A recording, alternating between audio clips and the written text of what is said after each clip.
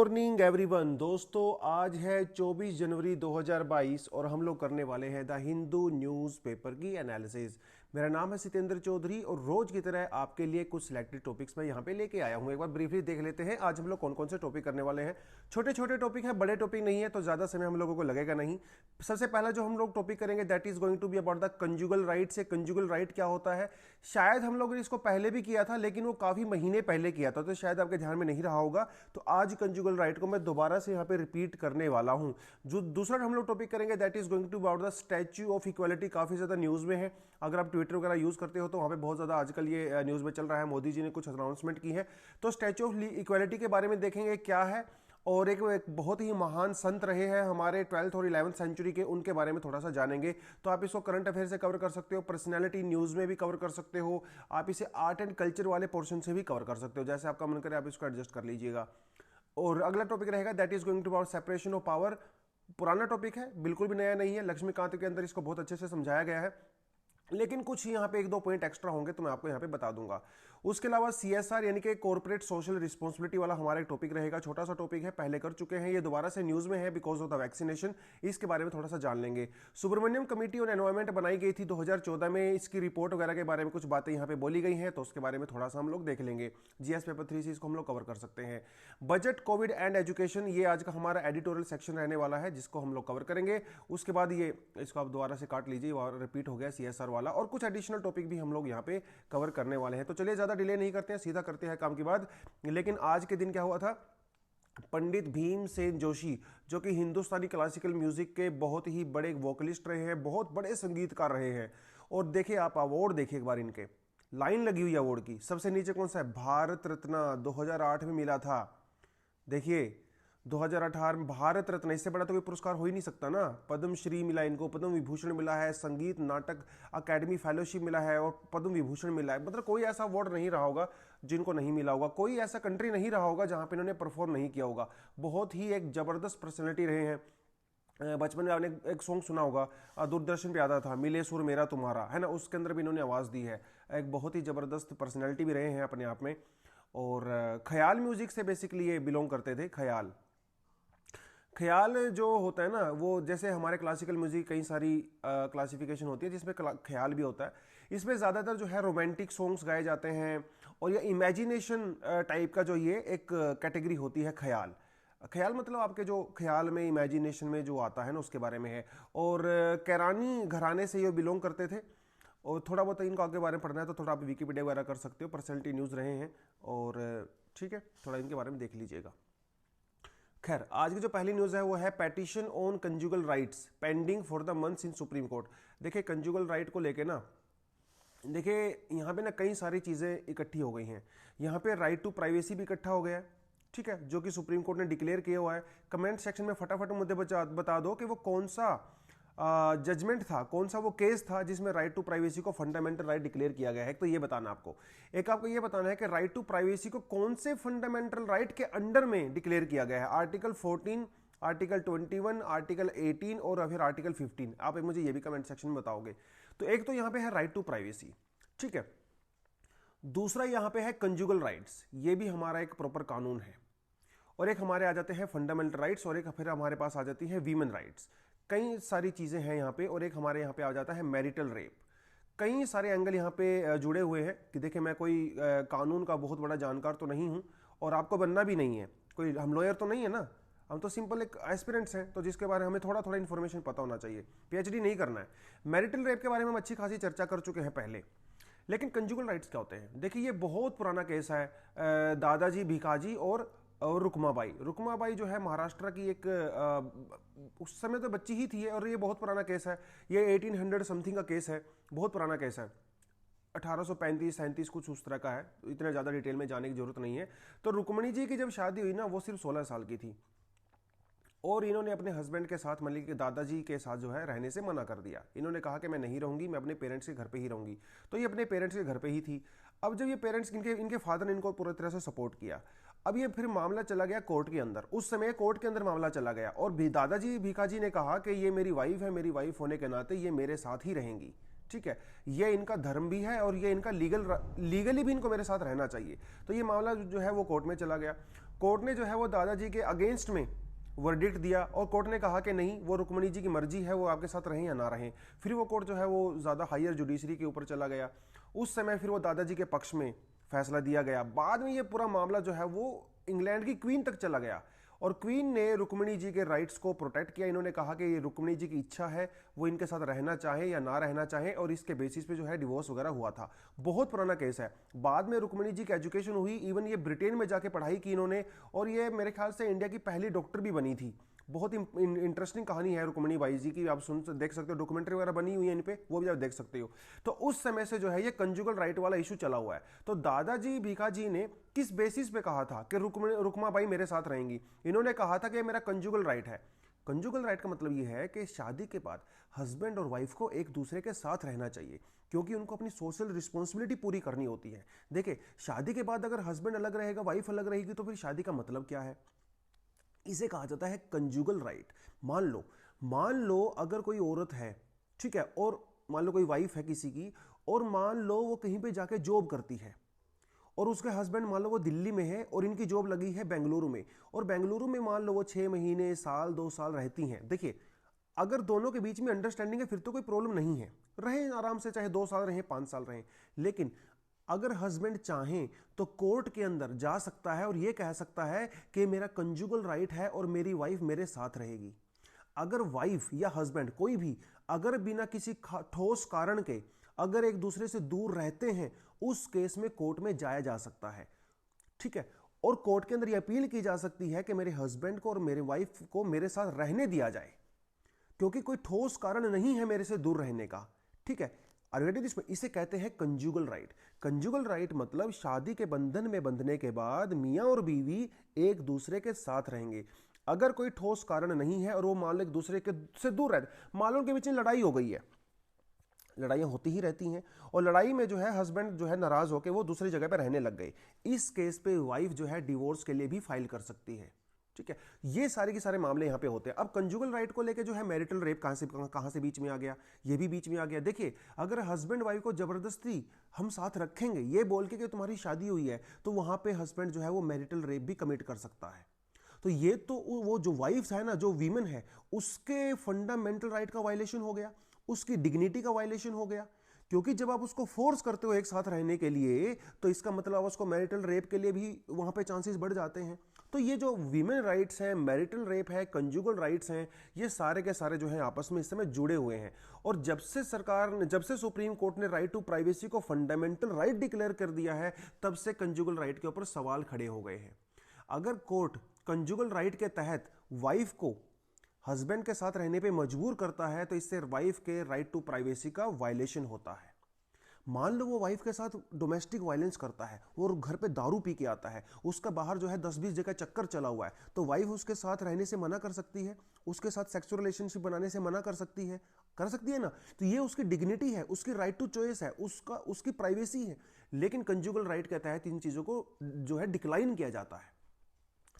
Husband वाले case में भी है, कई बार ऐसा होता है कि मान लो हस्बैंड जो है वो अपनी बीवी से नाराज होकर कहीं दूर रहने चला जाता है, 6 महीने साल भर वो घर पे आता नहीं है ना, उसको टेक केयर नहीं करता है। उस केस में वाइफ भी कोर्ट में जा सकती है, ये कह सकती है कि मेरी कंजुगल राइट्स के तहत मेरे हस्बैंड को मेरे साथ रहने दिया जाए ये, और अगर वो हस्बैंड नहीं रहता है तो ये डिवोर्स के लिए बेसिस भी बन सकता है। तो ये थोड़ी सी चीज़ें हैं कंजुगल राइट को लेकर, बहुत कानूनी पेचीदा चीज़ें हैं, ज़्यादा अंदर उसके हम लोग जाएंगे नहीं। लेकिन सुप्रीम कोर्ट के अंदर ये पेंडिंग पड़ा हुआ है मामला बहुत दिनों से, और इसके ऊपर कुछ खास हो भी नहीं रहा है अनफॉर्चुनेटली। वो तो ये थोड़ा सा मामला यहाँ पे बनता है कंजुगल राइट्स को लेके, ठीक है। और थोड़ा सा अगर आप जानना चाहो तो थोड़ा गूगल इसके बारे में आप कर सकते हो, ठीक है। गूगल करोगे तो थोड़ा सा शायद आपको इसमें एक्स्ट्रा डिटेलिंग भी डेफिनेटली मिल जाएगी, ठीक है। चलिए आगे बढ़ते हैं, अगले टॉपिक पे बढ़ते हैं जी। अगला जो टॉपिक हमारा वो है statue of equality gets final touch. देखिए हमारे कंट्री में ना आजकल स्टैच्यू बनाने का ट्रेंड चला हुआ है ना, बड़े से बड़ा स्टैच्यू बनाओ, बड़े से बड़े झंडा बनाओ। झंडे बनाने का और स्टैच्यू बनाने का ट्रेंड एकदम जोर पे पकड़ रखा है इस समय। आप देख लो, आप कहीं भी किसी भी चौक पे चले जाओ, बड़े से बड़ा झंडा लगाया जा रहा है, और चाहे उसकी मेंटेनेंस नहीं हो रही है। कई बार ऐसे भी केसेस देखने को मिले हैं कि वह झंडा फटा हुआ है और उसकी मेंटेनेंस नहीं हो रही है, वो गंदा हो गया है ना, ऐसे भी बहुत सारे केसेस अनफॉर्चुनेटली सुनने को मिलते हैं। खैर, उसकी अपनी ज़रूरतें हैं, वो भी चाहिए हम लोगों को। खैर, स्टैच्यू के बारे में बात करते हैं। स्टैच्यू ऑफ लिबर्टी तो आपको पता ही है कहाँ पे है, यूएसए में है स्टैच्यू ऑफ लिबर्टी। राइट। और हमारा भी है स्टैच्यू ऑफ यूनिटी, है ना, वो सरदार पटेल जी का हम लोगों ने लगाया हुआ है, दुनिया का सबसे बड़ा स्टैच्यू है। इसी तरह का एक और स्टैच्यू हम बना रहे हैं जिसे कहा गया है स्टैच्यू ऑफ इक्वालिटी। तो स्टैच्यू ऑफ यूनिटी के बाद स्टैच्यू ऑफ इक्वालिटी, और ये किनके लिए बनाया जाएगा? ये एक संत हुआ करते थे 12th सेंचुरी में, 11th सेंचुरी में, और जिनका नाम था रामानुजा। ठीक है, रामानुजा, श्री रामानुजा, बहुत बड़े संत हुआ करते थे 11th सेंचुरी के। सोशल रिफॉर्मर भी थे, कास्ट इरेडिकेशन को लेकर इन्होंने बहुत काम किया। जो पुअर थे और जो डिसएडवांटेज्ड सोसाइटी के जो पार्ट होते हैं उनके लिए बहुत काम किया। हमेशा इक्वालिटी में बिलीव करते थे, वसुधैव कुटुंबकम में बिलीव करते थे। और जो हमारे वेद होते हैं, देखिए हमारे वेदों की ना कई सारी कमेंट्री होती है, कई सारी चीज़ें होती हैं। अद्वैतवाद कहते हैं, विशिष्ट विद्वाद कहते हैं, वेदांता कहते हैं। तो वेदांता के अंदर जो विशिष्ट अद्वैतवाद है ये उसमें बिलीव करते थे, जो कि शंकराचार्य के से जो है बिल्कुल डिफरेंट था।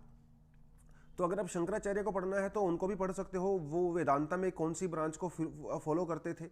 तो वैसे भी आपको आर्ट एंड कल्चर में उसको पढ़ना ही चाहिए, इंडियन फिलोसफी के अंदर वो आपका पार्ट आता ही है ना। वेदांता आपको पढ़ना रहता है, डिफरेंट स्कूल ऑफ फिलोसफी आपको पढ़ना रहता है, तो वो तो आप पढ़ोगे ही। उसी में आप एक और नाम पढ़ सकते हो, ठीक है, श्री रामानुजा, इनकी फिलोसफी भी आप थोड़ा पढ़ सकते हो। विशिष्ट अद्वैतवाद को ये में बिलीव करते थे, ठीक है। तो 2017 में ये पैदा हुए, और 2017 में जो है इनको 1000 साल, इन मतलब 1000th बर्थ एनिवर्सरी थी इनकी, तो उसी उपलक्ष्य में जो है वो बनाया जा रहा है। हैदराबाद के थोड़ा सा बाहर जब आप जाओगे तो वहाँ पे एक जगह है, ठीक है, वहाँ पे इसको बनाया जाने वाला है। और पंचलोहा, पंचलोहा मतलब 5 धातुएं, पंच धातु जिसको कहते हैं, जिसमें गोल्ड, सिल्वर, कॉपर, ब्रास और जिंक, इनको मिक्स करके जो है इनका स्टैचू बनाया जाएगा। 216 फीट ऊंचा जो है वो बनाया जाने वाला है। और देखिए हमारे यहाँ पे 3 ब्रांच होती है ना हिंदुइज्म में, एक हमारे पास वैष्णविज्म होता है, शैविज्म होता है और शक्ति, है ना। तो वैष्णविज्म मतलब जो विष्णु जी की जो फॉलोवर्स होते हैं उनको बोलते हैं। और जो ये संत जी थे रामानुजा जी, वो वैष्णवाइट सेंट थे, ठीक है, ये थोड़ा अपने ध्यान रखना है, वैष्णवाइट सेंट हुआ करते थे। तो ये थोड़ा बनाया जाएगा, 40 एकड़ का आश्रम बनाया जाएगा। और हमारे समाज में ना हमेशा ही ये डिबेट चलती रहेगी कि हमारे समाज को टेम्पल्स की ज़्यादा रिक्वायरमेंट है या फिर हमारे समाज को जो है हॉस्पिटल्स और या फिर एजुकेशन इंस्टीट्यूशन की ज़्यादा रिक्वायरमेंट है। तो दोनों पक्ष हैं, कुछ लोग कहते हैं कि टेम्पल भी चाहिए एजुकेशन के साथ साथ, कुछ कहिए चाहिए कि टेम्पल तो चलते रहेंगे, कोई बात नहीं, बहुत टेम्पल हमारे देश में ऑलरेडी करोड़ों टेम्पल हैं, आप हॉस्पिटल बनाइए, स्कूल्स बनाइए, कॉलेज बनाइए। तो ये डिबेट हमेशा चलता ही रहेगा, बहुत सालों से चलता आ रहा है, सदियों से चलता आ रहा है, आगे भी सदियों तक चलेगा। लेकिन सबकी अपनी अपनी जो है ज़रूरतें हैं। हमारी जो कल्चर होती है, संस्कृति होती है, उसकी अपनी ज़रूरतें होती हैं, जो समाज होता है उसकी अपनी ज़रूरतें होती हैं। आप कमेंट सेक्शन में जो है अपने विचारों से बता सकते हो। अभी तो आप इतने मैच्योर हो गए हो कि हम लोगों को ज़्यादा ज़रूरत किसकी है और क्यों है, ये क्यों वाला एंगल आपने ज़रूर बताना है ना। वन वर्ड आंसर नहीं देना है, सर टेम्पल और स्टैच्यूज़ और स्कूल और कॉलेज, थोड़ा डिटेल में बताओ आपको ऐसा क्यों लगता है, ठीक है। कभी जीएस पेपर 4 में इस तरह की जो चीज़ें आएंगी तो डेफिनेटली उसको हम लोग फ्यूचर में डिस्कस करेंगे। तो थोड़ा सा प्रीलिम्स के लिए आपका ये इंपॉर्टेंट टॉपिक हो सकता है। चलिए, आज का जो अगला टॉपिक है वो है दिल्ली हाई कोर्ट के अंदर एक केस फाइल किया गया था, उसके बारे में है। देखिए, दिल्ली हाई कोर्ट में कई लोग ऐसे वकील होते हैं ना जो लाइमलाइट में बने रहना चाहते हैं, वो कुछ भी करके पीआईएल डाल देते हैं। तो ऐसे ही एक वकील थे, विजय उनका नाम था, और उन्होंने जो है दिल्ली हाई कोर्ट के अंदर एक अपील डाल दी, पीआईएल डाल दिया, और उसमें कहा कि जज साहब आप सरकार को ये ऑर्डर दीजिए कि सरकार जो है 1 पर्सन 1 ट्री पॉलिसी बनाए। 1 पर्सन 1 ट्री का मतलब ये है कि सरकार को एक आदमी के ऊपर एक पेड़ लगाने की आप उनको इंस्ट्रक्शन दीजिए।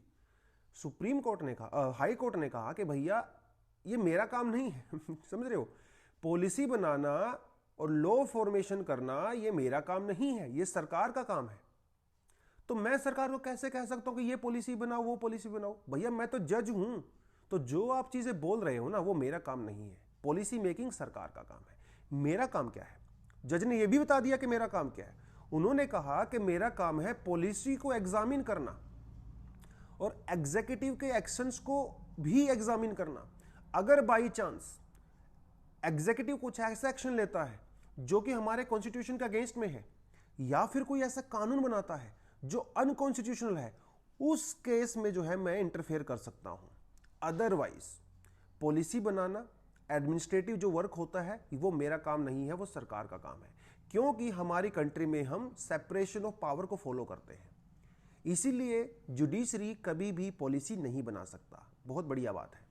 और ये भी आपको पता होगा कि कभी कभी ऐसा होता है जुडिशरी जानबूझकर जबरदस्ती एग्जीक्यूटिव और सरकार के कामों में टांग अड़ाती है, जिसे हम लोग कहते हैं जुडिशियल एक्टिविज्म, है ना। वो टर्म आपको पहले से पता ही है। तो ये सेपरेशन ऑफ पावर जो है वो बार बार न्यूज में आता है, लोग कंफ्यूज हो जाते हैं। लोगों को ऐसा लगता है कि जज साहब वो सरकार को कुछ भी बोल सकते हैं, ये करिए वो करिए। हालांकि कुछ जज बोल भी देते हैं, लेकिन ऐसा नहीं है। सरकार अपना काम करेगी, एग्जीक्यूटिव अपना काम करेगा और जुडिशरी अपना काम करेगी। जुडिशरी का काम होता है लॉ को इंटरप्रेट करना, जुडिशरी का काम होता है लोगों को जस्टिस देना, जुडिशरी का काम होता है कि जो सरकार कानून बनाती है उनको इवैल्यूएट करना, अगर वो कॉन्स्टिट्यूशन के अगेंस्ट में है या नहीं है उसको इवैल्यूएट करता है। तो हमारे यहाँ पे जो गवर्नमेंट की 3 ब्रांचेस होती हैं, एक होती है एग्जीक्यूटिव ब्रांच जो कि इंप्लीमेंट करता है। आप जब सिलेक्शन होगा आपका, आप यूपीएससी क्लियर करते हो तो आप भी एग्जीक्यूटिव का ही पार्ट बनते हो। आपका मान लो कोई भी एग्जाम क्लियर होता है, आपका पुलिस का एग्जाम क्लियर होता है, एसएससी का एग्जाम क्लियर होता है, आप सब एग्जीक्यूटिव का ही पार्ट बनते हो। एग्जीक्यूटिव का मतलब होता है जब आप कानून के द्वारा, सरकार के द्वारा बनाए हुए कानून को इंप्लीमेंट करते हो, उससे कहते हैं एग्जीक्यूटिव। और लेजिस्लेचर का काम होता है कानून बनाना, और इन दोनों के काम को इवैल्यूएट करना किसका काम होता है? जुडिशरी का काम होता है। जुडिशरी ये देखती है कि ये जो दोनों काम कर रहे हैं क्या वो कॉन्स्टिट्यूशन के अकॉर्डिंग कर रहे हैं कि नहीं कर रहे हैं, वो काम होता है जुडिशरी का। और आइडियली सेपरेशन ऑफ पावर होना चाहिए, लेजिस्लेचर अलग से काम करे, एग्जीक्यूटिव अलग से काम करे और जुडिशरी अलग से काम करे, जैसा कि यूएसए में होता है। क्योंकि जो बिल्कुल स्ट्रिक्ट फेडरल स्ट्रक्चर होता है ना, वहां पे यही होता है, तीनों अलग अलग काम करते हैं। लेकिन इंडिया तो स्ट्रिक्टली फेडरल स्ट्रक्चर नहीं है, हम तो यहाँ पर क्वासी फेडरल होता है। एग्जीक्यूटिव और लेजिस्लेचर आपस में ओवरलैप करते हैं, जो लेजिस्लेचर होते हैं वही एग्जीक्यूटिव भी होते हैं, मतलब मोर और लेस तो होते ही हैं। जैसे प्राइम मिनिस्टर है ना, वो लेजिस्लेचर का पार्ट भी है, वो एग्जीक्यूटिव का पार्ट भी है। काउंसिल ऑफ मिनिस्टर लेजिस्लेचर का पार्ट भी है, एग्जीक्यूटिव का पार्ट भी है। Are you getting this point? लेकिन जुडिशरी यहाँ पे अलग है। तो आइडियली जब तीनों ब्रांचेस अलग अलग काम करते हैं उसे सेपरेशन ऑफ पावर कहा जाता है। लेकिन हमारी कंट्री में हम लोग सेपरेशन ऑफ पावर को फॉलो नहीं करते, हम लोग सेपरेशन ऑफ फंक्शन को फॉलो करते हैं। सबके फंक्शन अलग अलग है, लेकिन जो ऑफिशियल्स होते हैं, जो आदमी होते हैं इसके अंदर काम करते हैं, वो ओवरलैप कर सकते हैं। ठीक है, तो ये जो है उन्होंने बताया है। और फाइनली ये बोल के दिल्ली हाई कोर्ट ने उनकी पीआईएल को बेसिकली यहाँ पे रिजेक्ट कर दिया है। जुडिशरी को कहा जाता है, judiciary is a watch dog of democracy. Important topic है, यूपीएससी में पूछा जा चुका है। ये वाला जो है यूपीएससी में ऑलरेडी पूछा जा चुका है। Which of the following is true? Judiciary is the watchdog of democracy, right? ध्यान रखना इसको। President is not the watchdog of the democracy, president is not, judiciary. ठीक है, कैग को भी कह सकते हो आप, CAG is also the watchdog of the democracy. Even आप इलेक्शन कमीशन ऑफ इंडिया को भी कह सकते हो वॉचडॉग ऑफ डेमोक्रेसी। ठीक है, एंड आप जुडिशरी को भी कह सकते हो वॉचडॉग ऑफ डेमोक्रेसी। जुडिशरी को आप गार्जियन ऑफ कॉन्स्टिट्यूशन भी कह सकते हो, गार्जियन ऑफ कॉन्स्टिट्यूशन। ठीक है, ऑलरेडी यहां से यूपीएससी में क्वेश्चन पूछा जा चुका है प्रीलिम्स के अंदर, मेंस में नहीं, प्रीलिम्स में। तो थोड़ा सा आप इसको ध्यान रखना है। और सेपरेशन ऑफ पावर हमारी कंट्री में जो है, कई ऐसे कानून है जो सेपरेशन ऑफ पावर के बारे में बात करते हैं। जैसे हमारा आर्टिकल 50, ठीक है, आर्टिकल 50 जो है वो सेपरेशन ऑफ पावर के बारे में बात करता है, which is also DPSP. DPSP और फंडामेंटल ड्यूटी के अंदर भी शायद सेपरेशन ऑफ पावर के बारे में बताया गया है, थोड़ा देख लेना। ठीक है, उसके अलावा हमारे पास आर्टिकल 123 है, आर्टिकल 121, आर्टिकल 211 और आर्टिकल 361। ठीक है, ये सब आपका जो है फंडामेंटल मतलब सेपरेशन ऑफ पावर के बारे में बात करते हैं। थोड़ा सा आप इसको देख लीजिए, आर्टिकल, ठीक है, आर्टिकल 50, ठीक है, वो जो है सेपरेशन ऑफ पावर के बारे में बात करता है। और उसके अलावा और छोटे मोटे आर्टिकल्स हैं। अलग एक बड़ा टॉपिक है, लक्ष्मीकांत के अंदर अच्छे से दिया हुआ है, तो थोड़ा आप इसको वहां से जाके पढ़ोगे तो शायद ज़्यादा चीज़ें क्लियर हो जाएंगी। खैर, आगे बढ़ते हैं। अगला जो टॉपिक है दोस्तों वो है CII calls for the higher CSR। देखिए, नया टॉपिक है, शायद हम लोगों ने पहले इसको किया नहीं है। CSR का मतलब होता है कॉर्पोरेट सोशल रिस्पॉन्सिबिलिटी। कॉर्पोरेट मतलब जैसे आप यहाँ पे रिलायंस का एग्जांपल दे सकते हो ना, रिलायंस भी तो कॉर्पोरेशन है ना, बहुत बड़ी कंपनी है। और सोशल मतलब सामाजिक, सामाजिक, और रिस्पॉन्सिबिलिटी मतलब जिम्मेदारी। तो रिलायंस की एक सामाजिक जिम्मेदारी भी है। Are you getting this point? तो जितने भी कॉर्पोरेशन हैं, टाटा, बिरला, अंबानी, सभी की एक सामाजिक रिस्पॉन्सिबिलिटी है कि वो समाज के अंदर कंट्रीब्यूट करें। कि देखिए, जो भी वो पैसा कमाते हैं, सरकार समाज से ही तो कमाते हैं, तो उनका भी फर्ज बनता है कि वो समाज के लिए कुछ करें, है ना। उसी को कहते हैं CSR, कॉर्पोरेट सोशल रिस्पॉन्सिबिलिटी। देखिए, गांधी जी ने क्या कहा था? गांधी जी ने एक फिलॉसफी दिया था, ट्रस्टीशिप। गांधी जी का कहना था कि जो अमीर लोग होते हैं, जो वेल्दी लोग होते हैं, वो समाज के जो रिसोर्सेज होते हैं उनके ट्रस्टी होते हैं, मालिक नहीं होते हैं। समाज वेल्दी लोगों के अंदर अपना ट्रस्ट रखता है कि वो समाज की हेल्प करेंगे, तो they are not the owners of the resources, they are just the trustees of the resources. That is why जो वेल्दी लोग होते हैं they should look after for the welfare of the people. ये गांधी जी की philosophy है और गांधी जी की philosophy के ऊपर ही हम लोगों ने सीएसआर को यहां पे लागू किया है कि जो अब ये जितने भी मान लो टाटा, बिरला, अंबानी, रिलायंस जो भी हैं वो समाज से ही तो लेते हैं ना, समाज ने ही तो इनको बनाया है, तो इनकी भी रिस्पॉन्सिबिलिटी है कि वो समाज को पॉजिटिवली कंट्रीब्यूट करें।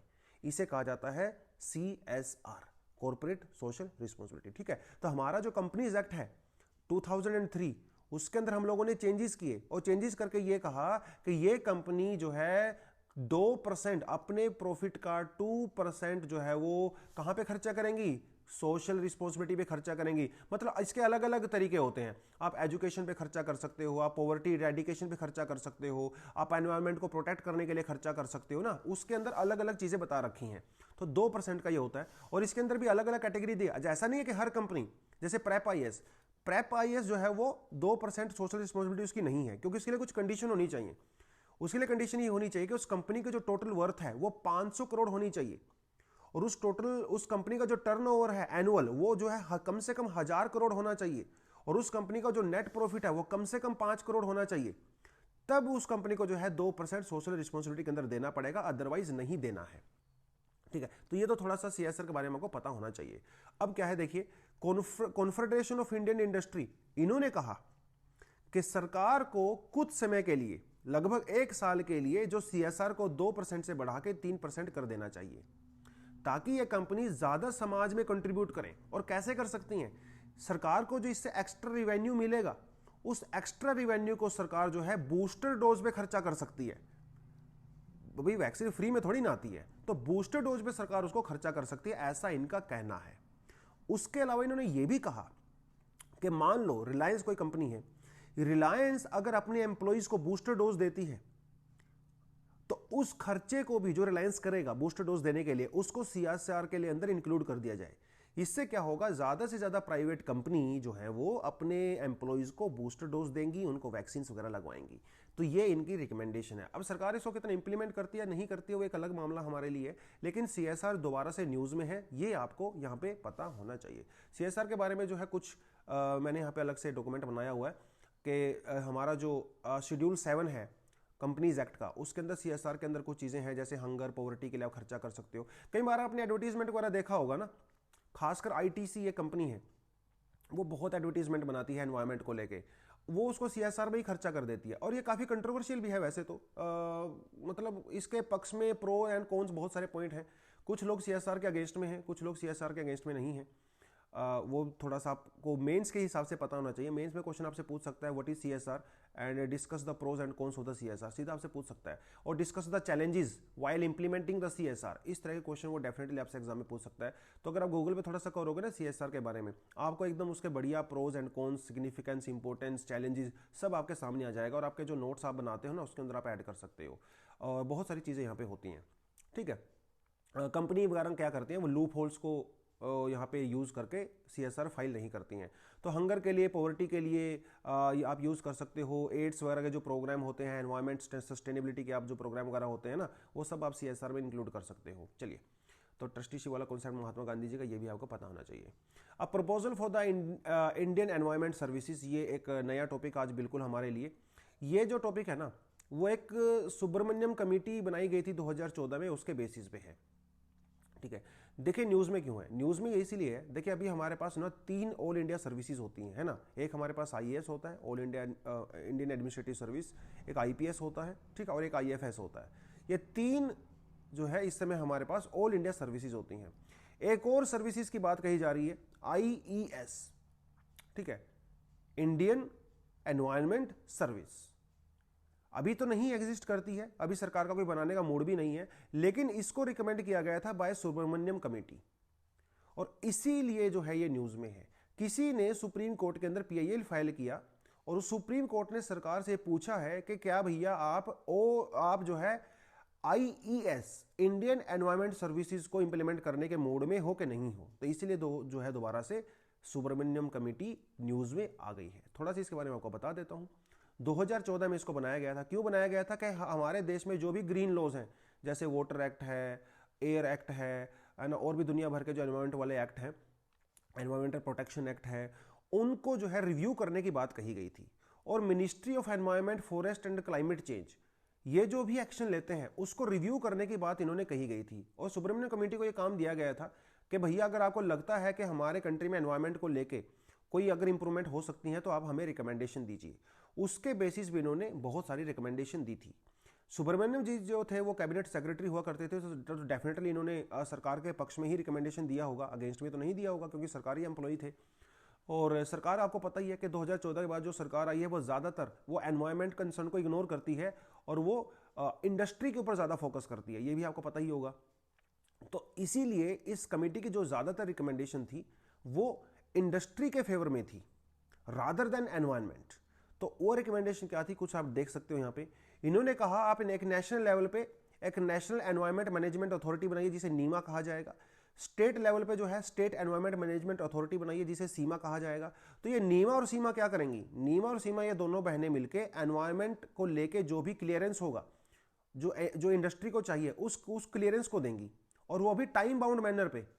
टाइम बाउंड, मान लो रिलायंस को कोई प्रोजेक्ट लगाना है तो उस प्रोजेक्ट के लिए नीमा और सीमा जो है सिर्फ 3 महीने के लिए अंदर ही क्लियरेंस दे देंगी, ऐसा इसके अंदर कहा गया है। तो सोच के देखिए आप, जब इतना जल्दबाजी में क्लियरेंस दिया जाएगा तो क्या एनवायरमेंट कंसर्न को ध्यान में रखा जाएगा? बिल्कुल भी नहीं रखा जाएगा। और इसीलिए इसको क्रिटिसाइज भी किया गया। पार्लियामेंट्री जो स्टैंडिंग कमेटी है हमारी, पार्लियामेंट्री स्टैंडिंग कमेटी ने इस कमेटी की रिकमेंडेशन को पूरी तरह से रिजेक्ट कर दिया। इनका कहना था कि अगर आप जल्दबाजी में, अगर नीमा सीमा जल्दबाजी में अगर वो क्लियरेंस देंगी, सिंगल विंडो क्लियरेंस देंगे एनवायरमेंट प्रोजेक्ट को, जिससे एनवायरमेंट को नुकसान होगा और रिलायंस, अडानी, अंबानी जो है हमारे एनवायरमेंट को जो है वो लूट खाएंगे, ऐसा स्टैंडिंग कमेटी ने कहा। इसलिए इसकी रिपोर्ट को भी माना नहीं गया है और सरकार ने भी इसकी रिपोर्ट को इंप्लीमेंट करने की ऐसा कोई बात नहीं कही। इन्होंने और भी थोड़ी थोड़ी बातें बोली है, जैसे टाइम बाउंड वाला तो मैंने आपको बता ही दिया, सिंगल विंडो क्लियरेंस आपको मैंने बता दिया। अभी क्या है हमारी कंट्री में, अगर आपको कोई कंपनी लगानी है, प्रोजेक्ट लगाना है, तो आपको जो है 4, 5, 10 मिनिस्ट्री से आपको क्लियरेंस लेना पड़ता है, ठीक है। और उसमें से जो है 5-7 तो आपके एनवायरमेंट को लेके ही होती हैं। एनवायरमेंट इंपैक्ट असेसमेंट आपको करना पड़ता है, स्टेट अथॉरिटी का, डिस्ट्रिक्ट अथॉरिटी का, विलेज अथॉरिटी का, और भी सुप्रीम कोर्ट का ये सब कमेटी बनी हुई है ना, सबकी आपको रिकमेंडेशन और के तहत चलना पड़ता है। तो इससे काफ़ी समय लग जाता है प्रोजेक्ट को लगाने में। तो उसके लिए ही जो है इस कमेटी ने कहा था कि जल्दी से जल्दी उसको क्लियरेंस दे दीजिए। खैर ये चीज़ उन्होंने बोली है। इन्होंने ये भी कहा कि जो लीनियर प्रोजेक्ट्स होते हैं, जैसे कोई रोडवेज प्रोजेक्ट, रेलवे प्रोजेक्ट हो गया, ट्रांसमिशन लाइन वाला प्रोजेक्ट हो गया, उनको प्रोजेक्ट को जल्दी से जल्दी क्लियरेंस दे दीजिए। माइनिंग प्रोजेक्ट वगैरह हो गए, जिसको क्रिटिसाइज किया गया डेफिनेटली, आपको भी पता ही है। उसी के अलावा इन्होंने ये भी कहा कि जो इंडिया का एयर एक्ट है, जो वाटर एक्ट है, ठीक है, आप इनको एनवायरमेंटल प्रोटेक्शन एक्ट के अंदर ही सब्ज्यूम कर दीजिए और इनको खत्म कर दीजिए, ये भी कहा इन्होंने ये भी कहा कि हमारे पास जो सेंट्रल पोल्यूशन कंट्रोल बोर्ड है और जो स्टेट पोल्यूशन कंट्रोल बोर्ड है, इनको भी खत्म कर दो, इनको जो है वो नीमा और सीमा को दे दीजिए ये काम। तो इन्होंने कई सारी जो है थोड़ी सी रेडिकल टाइप की रिकमेंडेशन दिया था और इसी वजह से इसकी रिकमेंडेशन को ना तो सरकार ने माना, सरकार देखिए वैसे सरकार का मन तो पूरा कर रहा है इसको मानने का, लेकिन सरकार नहीं मान पा रही है because of the wide spread criticism from the all sector of the society. तो ये था थोड़ा सा आपका सुब्रमण्यम कमेटी के बारे में। ज़्यादा डिटेलिंग अगर आपको जाननी है तो आप डेफिनेटली इस आर्टिकल को पढ़ सकते हो जो आपके सामने है, ठीक है। और ज़्यादा डिटेल जानना है थोड़ा आप गूगल कर सकते हो, लेकिन मुझे नहीं लगता इससे ज़्यादा रिकमेंडेशन आपको पढ़ने की इसकी ज़रूरत है, इतना पढ़ लीजिए, that is more than sufficient. Okay, चलिए अब बढ़ते हैं आज के एडिटोरियल सेक्शन पे। आज का एडिटोरियल कहता है बजट के बारे में और एजुकेशन इमरजेंसी के बारे में। देखिए एजुकेशन इमरजेंसी तो हमारी कंट्री में है ही, इवन पूरी दुनिया में ही है ना, लेकिन हमारी कंट्री में थोड़ी सी ज़्यादा है क्योंकि यहाँ पे यंग लोग थोड़े ज़्यादा हैं, है ना। स्कूलों में जो बैठने वाले बच्चे हैं ना वो थोड़े से ज़्यादा है। और कोविड की वजह से क्या हो गया, स्कूल बंद हो गए भैया, कॉलेज बंद हो गए, सब कुछ तो बंद हुआ पड़ा है। कोविड के जैसे थोड़े से केसेस बढ़ते हैं ना, सरकार सबसे पहले एक ही काम करती है, प्राइमरी स्कूलों को बंद कर देती है ना। तो उसको लेके ही थोड़ा ये यहाँ पे बताया गया है। और बजट जब अभी आएगा तो उसमें एजुकेशन पे कितना खर्चा किया जाएगा, नहीं किया जाएगा, कितना किया जाना चाहिए, है ना, उसके बारे में पूरा आर्टिकल है। तो एजुकेशन सेक्टर को लेके, बजट को लेके आप इसको लिख सकते हो। देखिए क्या कहता है, how much to spend on education, education के ऊपर कितना खर्चा होना चाहिए। हमारी कंट्री में प्रेजेंटली 2014-15 के बाद से या 2011 के बाद से ही मोस्टली जो हमारे यहाँ पे स्टेट हैं वो अपने जो है जीडीपी का 2.5% से लेकर 3.1% खर्चा करते हैं एजुकेशन के ऊपर, जो कि काफ़ी कम है। इवन जो लोअर मिडिल इनकम कंट्री हैं जैसे बांग्लादेश हो गया, श्रीलंका हो गया, वियतनाम, फिलीपींस, ये कंट्री भी अब कम से कम 4% या उससे ज्यादा अपने जीडीपी का एजुकेशन के ऊपर खर्चा करती हैं। सोच के देखो, इंडिया जो है वो सिर्फ और सिर्फ 2.5% करता है, बांग्लादेश जो है वो 4.3% करता है। तो ये जब एजुकेशन पे इतना खर्चा करेंगे तो भैया आउटकम भी उसी हिसाब से आएगा। और हमारे जो टोटल का बजट का जो टोटल, देखिए ये जीडीपी का टोटल है परसेंटेज में और ये बजट का टोटल है। तो बजट का टोटल जो है हम लोग 14% अपना बजट जो है वो कितना किस पे खर्चा करते हैं, एजुकेशन पे खर्चा करते हैं। जबकि वियतनाम और इंडोनेशिया ये अपने टोटल बजट का 18 से 20% एजुकेशन के ऊपर खर्चा करते हैं। तो अगर आप देखोगे, इंडिया दुनिया का एकमात्र तो नहीं कहूंगा लेकिन एक ऐसा कंट्री है जो एजुकेशन के ऊपर बहुत ही कम खर्चा करता है। 2021 और 22 के बजट में इंडिया के 8 ऐसे स्टेट रहे हैं इंक्लूडिंग दिल्ली जिन्होंने एजुकेशन पे अपने बजट को इवन कम कर दिया है, बढ़ाया तो नहीं है। और जबकि आपको पता है कि ये जो है कोविड का समय है, एजुकेशन सबसे बॉटम पे है, तो भैया बजट को बढ़ाना चाहिए था, लेकिन इन्होंने बजट को कम कर दिया। 7 ऐसे स्टेट हैं इंडिया में, ज्यादातर साउथ इंडियन स्टेट्स हैं, जिन्होंने अपने बजट को थोड़ा सा इंक्रीज किया है। उन्होंने वो 3.5% से लेकर जो है 4.5% के आसपास कर दिया है, जो कि ठीक ठाक सी न्यूज है। तो इससे क्या पता लगता है आपको, इस डेटा से क्या पता लगता है? इस डेटा से ये पता लगता है कि इंडिया एजुकेशन के ऊपर खर्चा नहीं करता। तो एक कहावत है ना, जितना गुड़ डालोगे चाय उतना ही मीठा होगा। तो भैया जब इतना हम गुड़ ही कम डाल रहे हैं तो हम एजुकेशन से बहुत अच्छे आउटकम भी एक्सपेक्ट नहीं कर सकते। ठीक है, तो जरूरत है हम लोगों की, किस चीज की जरूरत है और क्यों जरूरत है, ये थोड़ा सा इस आर्टिकल के अंदर अच्छे से बताया गया है। पहली बात तो हमें ज्यादा स्पेंडिंग करने की जरूरत है। ठीक है, उस जो जितना भी हम लोग स्पेंडिंग करेंगे उस स्पेंडिंग में से भी ज्यादा फोकस उस सेक्शन के ऊपर करने की जरूरत है जो डिसएडवांटेज है। मतलब आप लोअर कास्ट के ऊपर कह सकते हो, जो मार्जिनलाइज्ड सेक्टर है, जो कि हमारी जो इंटरनल जो माइग्रेशन होता है ना, उस वीमेन के ऊपर आप इनके ऊपर ज्यादा खर्चा कीजिए, क्योंकि ये सबसे ज्यादा डिसएडवांटेज सेक्शन है। ये तो कोविड से पहले से ही बैकवर्ड था और कोविड के बाद तो और भी ज्यादा गैप हो गया है, तो इसके ऊपर ज्यादा खर्चा करने की जरूरत है। दूसरी बात, अब सिर्फ ये मत देखिए कि कितना खर्चा किया, आप ये भी देखिए कि वो खर्चा जो है कितना इफेक्टिवली हुआ है। कई बार सरकार खर्चा कर देती है लेकिन करप्शन होने की वजह से, लीकेज होने की वजह से रिजल्ट नजर आता ही नहीं है। तो सरकार को ये भी देखने की जरूरत है भैया जो आप खर्चा कर रहे हो क्या एक्चुअली में उसका आउटकम आ रहा है कि नहीं आ रहा है, ये भी बहुत इंपॉर्टेंट है। उसके अलावा स्टूडेंट की जो बेसिक लिटरेसी है वो तो खत्म हो ही चुकी है ना। अभी थोड़े समय पहले टाटा इंस्टीट्यूट ने भी एक सर्वे करवाया था जिसमें कहा गया था कि 80% जो इंडिया के बच्चे हैं वो अपनी लैंग्वेज एबिलिटी खो चुके हैं और जो बेसिक मैथमेटिकल स्किल थे वो भी पूरी तरह से खत्म हो चुके हैं। तो ये खत्म हो रहा है ना, इसीलिए हमें इसकी जरूरत है।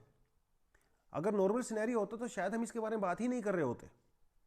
तो क्योंकि कोविड के समय में ये सारी चीजें हो गई हैं, इसीलिए हमें इस चीजों की जरूरत है। उसके अलावा भैया टीचर की हमारे पास ट्रेनिंग की जरूरत है। टीचर के ऊपर ही एजुकेशन सेक्टर जो है डिपेंड करता है। ठीक है, और क्योंकि टीचर के साथ बच्चों का कांटेक्ट ही नहीं है, स्कूल बंद हो गए हैं, कॉलेज बंद हो गए हैं, जो टीचर से कांटेक्ट ही नहीं रहेगा तो टीचर क्या ही सिखाएगा, ये यहाँ पे सबसे बड़ी बात है। तो कुछ रिकमेंडेशन दी गई है इन्होंने कि उस रिकमेंडेशन को आप डेफिनेट अपने आंसर के अंदर भी डायरेक्टली लिख सकते हो। ठीक है, अगर एजुकेशन सेक्टर को लेकर कोई क्वेश्चन आता है एग्जाम में तो ये रिकमेंडेशन आप डेफिनेटली लिख सकते हो। आपकी जो नोटबुक है वहां पर भी आप इसको मैंशन कर सकते हो। क्या क्या जरूरत है हम लोगों की, बैक टू स्कूल कैंपेन चलाना चाहिए। देखिए बहुत सारे लोगों ने क्या किया, अपने बच्चों को स्कूलों से एडमिशन ही निकलवा दिया, खासकर गर्ल्स का। तो सरकार को कैंपेन चलाना पड़ेगा, बैक टू स्कूल, बच्चों को स्कूल में भेजिए, उनको री एनरोलमेंट करवाइए। आप चाहे वो जैसे मर्जी कराइए, वो आपकी मर्जी है, चाहे आप मन की बात पे आगे करवाइए, आप सेलिब्रिटीज से लगातार कैंपेन करवाइए, जैसा मर्जी कीजिए, लेकिन दोबारा से लोगों को ये अवेयरनेस जरूरी है कि बच्चों को स्कूल में भेजना है। उसके अलावा एक्सपेंडेड न्यूट्रिशन प्रोग्राम जैसे मिड डे मील वगैरह था, है ना, इसको भी जरूरी है दोबारा से रिन्यू कीजिए, क्योंकि जब बच्चे स्कूल में जाएंगे तो वो हेल्दी खाएंगे तो उनका माल न्यूट्रिशन भी कम होगा। लेकिन ऐसा देखा गया है कि पिछले 2-3 साल में माल न्यूट्रिशन के केसेस बढ़ गए हैं बिकॉज बच्चे स्कूल में जाके मिड डे मील नहीं ले पा रहे हैं। उसके अलावा करिकुलम, जो बच्चों का सिलेबस है उसका दोबारा से डिजाइन कीजिए, क्योंकि जो बच्चों की एबिलिटी खत्म हो गई है, बच्चे स्कूल में नहीं जा पा रहे हैं, तो करिकुलम आप उसी तरह से डिजाइन कर सकते हो। उसके अलावा जो सोशो इमोशनल जो डेवलपमेंट है बच्चों की, उसके ऊपर भी फोकस कीजिए। जैसे बच्चे पहले स्कूल में जाते थे, दोस्तों से मिलते थे, बैठते थे, गप्पे लगाते थे, है ना, ग्रुप में डिस्कशन करते थे, खेलते थे, कूदते थे, तो बच्चों का एक मानसिक विकास होता था, एक उनको इमोशनल सपोर्ट मिलता था, लेकिन अभी वो नहीं मिल रहा है। तो इसके ऊपर भी फोकस करने की जरूरत है। उसके अलावा एक्स्ट्रा लर्निंग मटीरियल, ये भी बच्चों को चाहिए, है ना। बहुत सारे बच्चे तो सिर्फ इसलिए नहीं पढ़ पाते क्योंकि उनके पास मटेरियल नहीं है, उनके पास पीडीएफ नहीं है, वीडियो एक्सेस नहीं है, वो सारी की सारी चीज़ें। तो इसके बारे में भी काम करने की जरूरत है। उसके अलावा टीचर को ट्रेनिंग दीजिए आप। तो सिर्फ बच्चों के ऊपर खर्चा करना ही जरूरी नहीं है भैया, टीचर के ऊपर भी खर्चा कीजिए। जब टीचर को आप बढ़िया ट्रेनिंग दोगे तो टीचर को नए नए मेथड सीखने को मिलेंगे, तो वो बच्चों को जो है नए समय में नई ज़रूरतों के हिसाब से बढ़िया एजुकेशन प्रोवाइड करवा सकते हैं। तो टीचर ट्रेनिंग को भी आप बिल्कुल इग्नोर मत कीजिए, बच्चों के साथ साथ टीचर की भी ऊपर फोकस किया जाना जरूरी है। तो ये कुछ रिकमेंडेशन यहाँ पे बताई गई हैं, लेकिन कुछ इंपॉर्टेंट क्वेश्चन भी हमारे सामने है। क्वेश्चन ऐसा है कि देखिए, कहता है कि how much of public resources is being spent on technology and how effective it was. देखिए, जब से कोविड आया है तो सरकार जो है टेक्नोलॉजी के ऊपर खर्चा बहुत ज़्यादा कर रही है ना। सैटेलाइट टेक्नोलॉजी वगैरह के ऊपर, बच्चों को मोबाइल फ़ोन देना है, कुछ नए चैनल्स वगैरह भी चलाए गए हैं टीवी वगैरह पे, जिसके थ्रू बच्चों को पढ़ाया जा रहा है।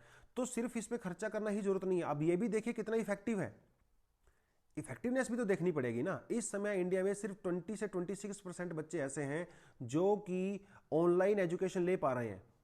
तो सरकार तो कह रही है मैं खूब प्रयास कर रही हूं, लेकिन आप कितना प्रयास कर रहे हो आपके खुद के आंकड़ों में सामने आता है।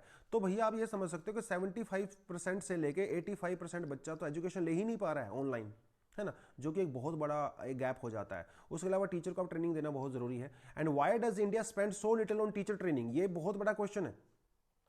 टीचर अगर अच्छा नहीं होगा तो बच्चे कहाँ से अच्छे होंगे। कितनी बार वो, कल मैं देख रहा था कि बिहार में एक टीचर का इंटरव्यू लिया गया, वो प्राइमरी स्कूल की टीचर थी, उनको ये भी नहीं पता हमारे कंट्री के प्रेसिडेंट कौन है। आप सोच सकते हो, उनको ये भी नहीं पता कि कंप्यूटर की को कैसे ऑन करते हैं, ये भी नहीं पता उनको। तो जब टीचर ही का लेवल ही लो होगा तो बच्चों का लेवल तो अपने आप ही लो होगा। तो टीचर ट्रेनिंग के ऊपर बहुत फोकस किया गया इस आर्टिकल के अंदर, ठीक है। उसके अलावा कुछ और भी कंसर्न है हमारे पास, ठीक है। कंसर्न सबसे बड़ा ये है डेटा सबसे बड़ा कंसर्न है। तो भैया सरकार कहती है कि मैं एजुकेशन के ऊपर खर्चा करती हूँ, लेकिन कितना खर्चा करते हो किसी को पता ही नहीं है।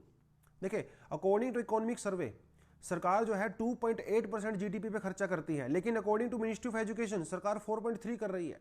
मतलब सरकार के खुद के आंकड़ों के अंदर ही सरकार को ये नहीं पता हम कितना खर्चा करते हैं। सोचने की बात है। तो जब यही नहीं पता कितना खर्चा करते हैं तो आप उसकी परफॉर्मेंस को कैसे इवैल्यूएट करोगे, ये अपने आप में ही बहुत बड़ा क्वेश्चन है। ये डिफरेंस क्यों आया है, ये भी थोड़ा सोचने की बात है। देखिए, डिफरेंस इसलिए आया है, देखिए एक तो हमारे पास एजुकेशन मिनिस्ट्री होती है, एजुकेशन मिनिस्ट्री जितना खर्चा करती है वो अलग बात है। उसके अलावा और भी हमारे पास यहाँ पे छोटी मोटी बहुत सारी मिनिस्ट्री होती हैं जो खर्चा करती हैं, इनडायरेक्टली एजुकेशन पे खर्चा करती हैं। जैसे मान लो किसी को सब्सिडी दे दिया, है ना, कोई स्कूल में बिल्डिंग बना दिया, सरकार इन खर्चों को भी एजुकेशन का खर्चा मानती है। जबकि बिल्डिंग बनाना, रोड बनाना, स्कूल में पेड़ वगैरह लगवाना, इसको एजुकेशन के अंदर नहीं मान सकते। तो अगर हम लोग सरकार की माने, मिनिस्ट्री ऑफ एजुकेशन, तो 4.3% का खर्चा हो रहा है। लेकिन अगर हम लोग इकोनॉमिक सर्वे के माने तो सिर्फ और सिर्फ 2.8% का खर्चा सरकार यहाँ पे कर रही है।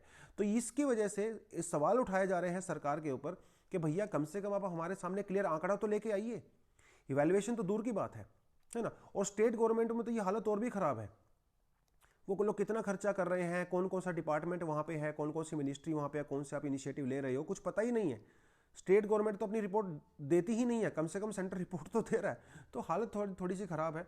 तो डेटा बहुत इंपॉर्टेंट होता है ना, क्योंकि डेटा की परफॉर्मेंस के बेसिस पे ही, डेटा का इवैल्यूएट करके ही आप ये बता सकते हो कि कौन से एरिया में हमें ज़्यादा काम करने की ज़रूरत है।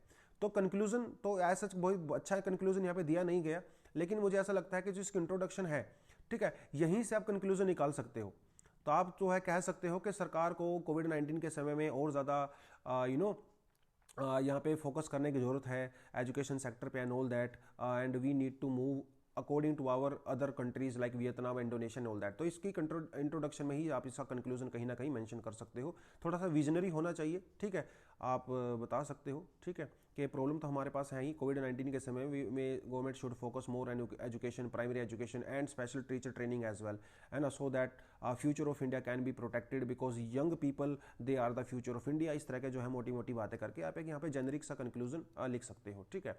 स्पेसिफिक कंक्लूजन यहाँ पे नहीं बनता, जेनरिक कंक्लूजन ही बनता है। तो मोटी मोटी बातें लिख सकते हो। उसके अलावा एक्सप्लेनर सेक्शन ये भी है हमारे पास, एक एक्सप्लेनर सेक्शन ये भी है, ये है।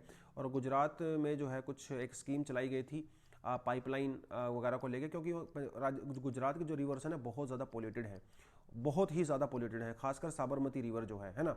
तो इसको लेके जो है कुछ प्रोजेक्ट बनाया गया था जो कि शुरू नहीं हो पाया, उसको लेकर आर्टिकल है। पढ़ना चाहो तो पढ़ सकते हो, अदरवाइज छोड़ सकते हो। रीजनल न्यूज़ है, इसको पढ़ सकते हो। मुझे काफ़ी इंपॉर्टेंट लगा था, लेकिन टाइम की कमी की वजह से इसको मैं नहीं कर पाया, लेकिन ये हाईली रिकमेंडेड है, ठीक है, इसको डेफिनेटली पढ़े।